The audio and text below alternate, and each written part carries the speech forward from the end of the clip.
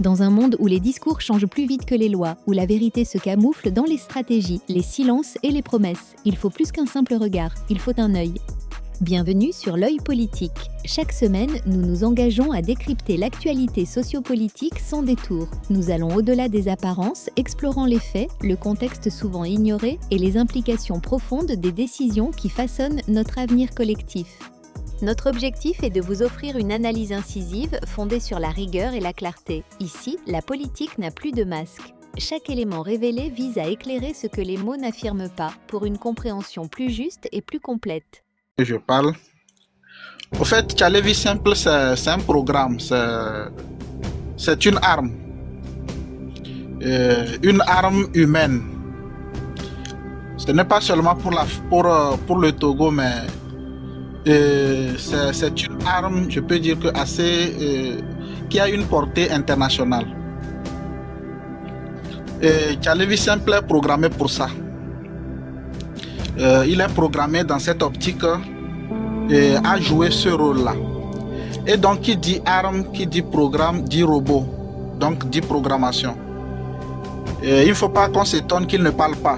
Il n'est pas programmé à parler, donc il n'est pas programmé à réfléchir, à prendre des décisions. Et pour cela, lorsqu'il y a un problème, lorsqu'il y a des difficultés, il y a des cellules dans l'ombre qui sont dépêchées pour réajuster qui il est, réajuster ce qu'il doit faire, réajuster comment les choses devraient évoluer. Et ces grandes institutions, ce sont des groupes de personnes qui sont triées dans l'ombre, mais on va nous les présenter comme si ce sont des gens ordinaires qui vont venir travailler pour tel problème. Non, mais ce sont des gens qui travaillent dans l'ombre. Travaillent dans l'ombre depuis toujours, et ce sont des cellules qui se renouvellent sans cesse. Et donc, pour mieux comprendre, on va un peu chuter sur le père. Il faut comprendre d'abord là-bas sur le père. Au fait, depuis les années 93, avant que le père ne revienne au pouvoir, il a dû signer un contrat. C'est un contrat qui amène à la France à l'instaurer au pouvoir. Mais à partir des années 2000-2004, il s'est fait qu'il voulait changer de vision en rentrant en contact avec notre cher leader Kadhafi. Et le père, oui. Allons-y. Et donc, nous connaissons tous la position de Kadhafi, un radicaliste anti-blanc qui pense que l'Afrique est sous la domination occidentale et tout ce qui va avec.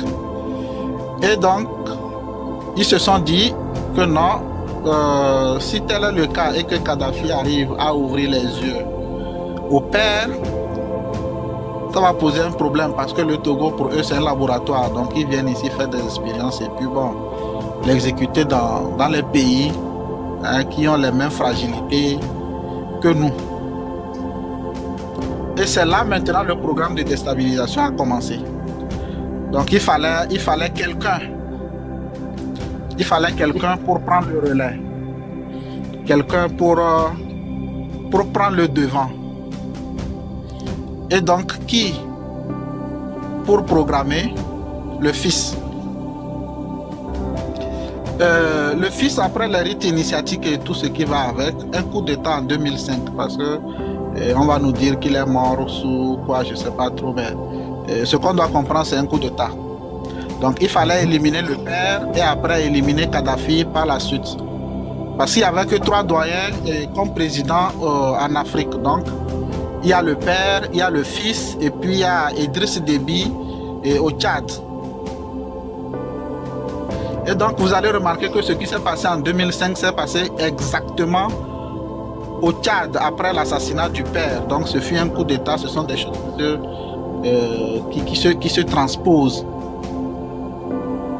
Et donc, le fils est programmé pour tout ça là.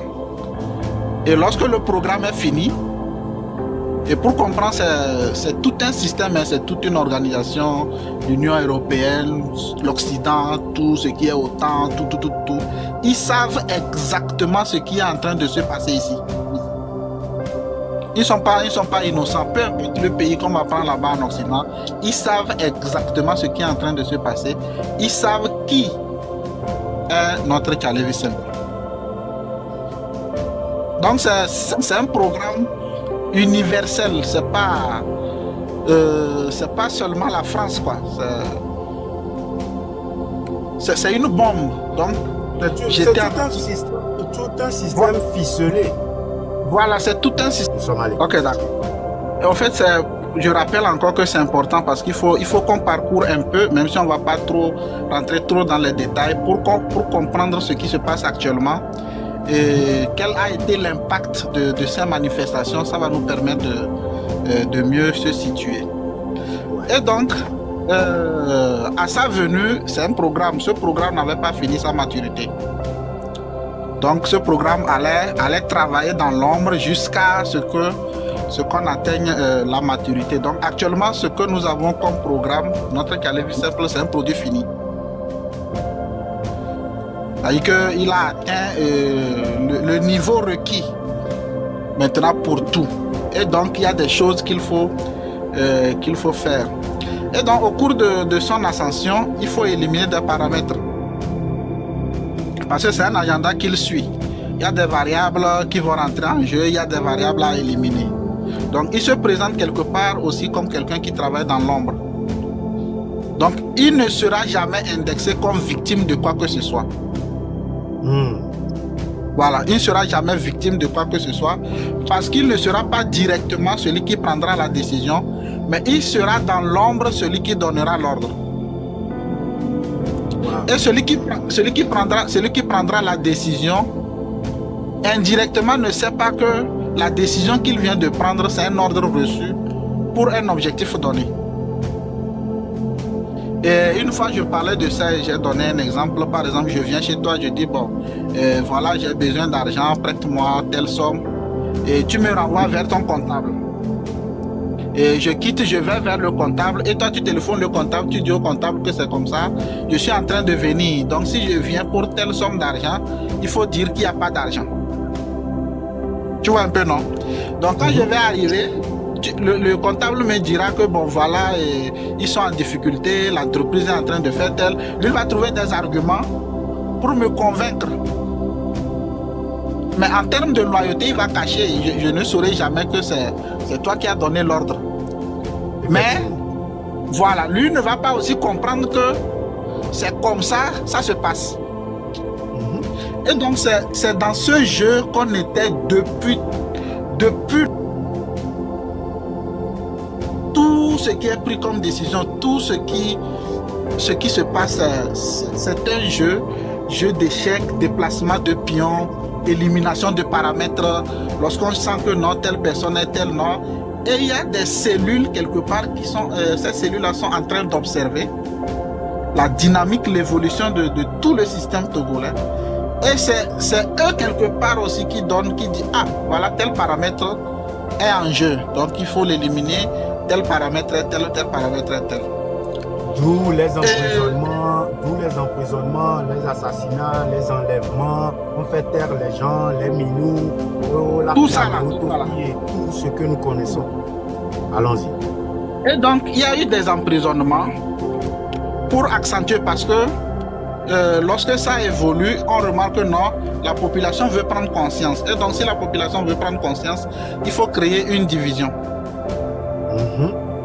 Et donc, cette simulation de coup d'État, je pense en 2016, 2014, avec Pascal Bojona ou quoi, et il a fait 18 ans en prison. Non, c'était pas un coup d'État, tout ça là c'est monté. Ils ont tissé les cartes dans l'ombre. Ils ont réajusté et puis ils ont créé un scénario. Et ils sont venus jouer le scénario là devant nous. Et si je me rappelle bien, après la libération de Pascal Bojona en 2016, si je ne me trompe pas, en 2016, 3 ans après, il devient maître élu de la franc-maçonnerie de Djidjolé. Coïncidence? Je ne pense pas.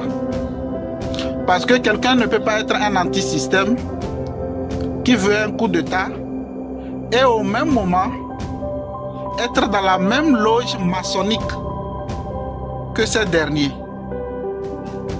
et être nommé maître élu, ce qui correspond au degré 9, entre 9 et 14. C'est pas petit. Ça veut dire que quelque part, on nous fournit une soupe bien préparée, mais une soupe assez pimentée. On va boire cette soupe, mais quand on ira aux toilettes, chacun va écarquer les dents. Donc c'est très complexe. Et si on comprend ça, ça veut dire que on a compris quelque chose de ce système. Donc chaque élément, chaque variable, chaque paramètre qui apparaît dans ce système, ce sont des variables calculées. Et donc il y a des scénarios. On va nous présenter par exemple Alain Foka, qui a été licencié par RFI et il cherche refuge. Et par coïncidence, c'est au Togo. Et par coïncidence, il va faire partie aujourd'hui de la cellule qui va réfléchir sur la nouvelle constitution. Une coïncidence? La France est-elle innocente? Pas du tout. Est-il réellement licencié? Non.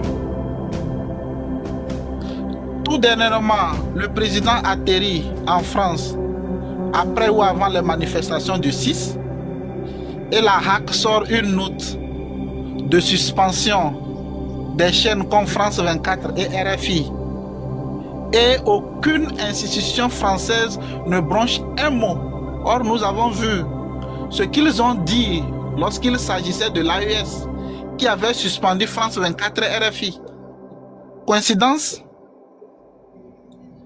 Est-ce que la HAC a ce pouvoir? Est-ce que nous avons cette technologie de suspendre si ces cellules-là n'ont pas la volonté de restreindre les émissions dans notre zone géographique? Un message de l'Élysée, oui. Bien sûr. Parce que ici, on n'a pas ce pouvoir, donc il ne faut pas qu'on se trompe.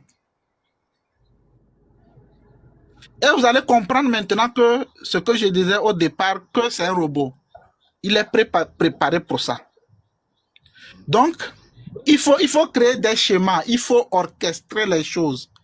La division n'est pas seulement ce que nous sommes en train de voir avec les blogueurs et les autres, non. La division va au-delà de ça.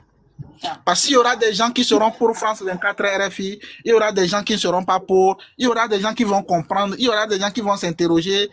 Et ça fait que ça va créer une salade pas possible. Et ils savent très bien ce qu'ils sont en train de faire. Ils savent très bien ce qu'ils sont en train de faire. Et donc, tout le processus, tout ce qui est en train de se passer depuis 2005, c'était de préparer la conscience du Togolais à accepter l'immortalité de cette famille au pouvoir.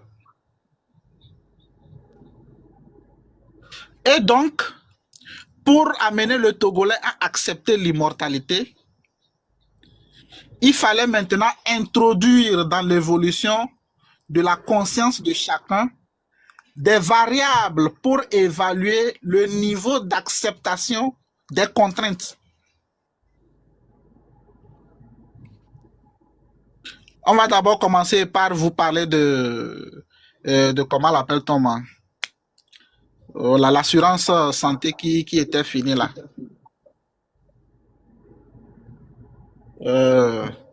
Il y avait une assurance santé, après AMU. Tout ça là, ce sont des niveaux, ce sont des paramètres qu'on introduit. On introduit telle variable, on vous explique, ça n'a aucun sens, mais vous allez accepter. Après, on introduit telle variable, on vous iname, voilà. On vous explique, on fait tel, vous acceptez. Après, on va augmenter les prix, on va faire tout possible, vous allez accepter. Après, on va augmenter le prix de l'essence, vous allez accepter. Et ça fait que on vous pousse progressivement vers le dernier niveau de ce qu'on appelle la fenêtre d'Overton. Et donc, dans le système politique actuellement, le Togolais qui comprend a atteint le niveau 4. Ça veut dire que le niveau 4, c'est le niveau d'activation, c'est le niveau d'imposition. C'est là où on dit, bon, voici tel.